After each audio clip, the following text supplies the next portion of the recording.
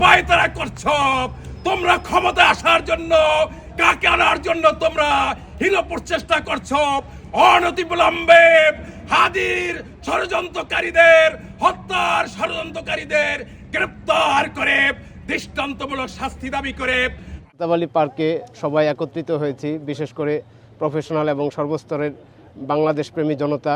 আমরা হাদির উপরে হামলার তীব্র নিন্দা এবং প্রতিবাদ জানাই এবং অতি সত্বর এই ইন্টারিম সরকারের যারা বিশেষ করে আইন এবং স্বরাষ্ট্র উপদেষ্টা, ইভেন আমরা মনে করি যদি প্রধান উপদেষ্টার হস্তক্ষেপ দরকার হয়, হস্তক্ষেপের মাধ্যমে প্রকৃত দোষীকে গ্রেপ্তার করে শাস্তির আওতায় নিয়ে এসে বাংলাদেশে যে নির্বাচন বাংলাদেশে হওয়ার জন্য তফসিল ঘোষণা হয়েছে এবং এই নির্বাচনের দিকে বাংলাদেশ যখন এগিয়ে যাচ্ছে দ্রুত বেগেতে, যারা বাংলাদেশকে অস্থিতিশীল করতে চায়, জুলাই বিপ্লবকে ব্যক্ত করতে চায় এবং অন্তরিম সরকারকে ব্যক্ত প্রমাণ করতে চায় এবং একটা জোরপূর্বক একটা নতুন নেতৃত্ব চলে আসুক, নতুন বন্দোবস্ত বাংলাদেশে আসুক, তারা চায় না যারা, তাদেরই একটা নীল নকশার অংশ হিসাবে আমি মনে করি এই যে ওসমান হাদির উপর আজকে হামলা হয়েছে।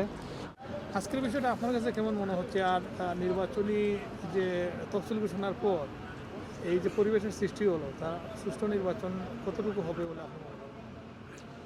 আমি যখন এই সংবাদটা সকালে দেখি বা শুনি, তখন আমার মনে হয়েছে যে এটা আসলে সংঘবদ্ধ এবং প্রফেশনাল চক্রের একটা কাজ এবং আন্তর্জাতিক চক্রান্তের পিছনে অবশ্যই রয়েছে বলে আমি ব্যক্তিগতভাবে মনে করি। আমরা যে আশঙ্কা করছিলাম যে ব্রেইনের ভিতরে হয়তোবা বুলেট ঢুকে গিয়েছে, আলহামদুলিল্লাহ ডাক্তাররা নিশ্চিত করেছেন এটা ব্রেইনের পাশ দিয়েই টাচ করে সেটা চলে গেছে।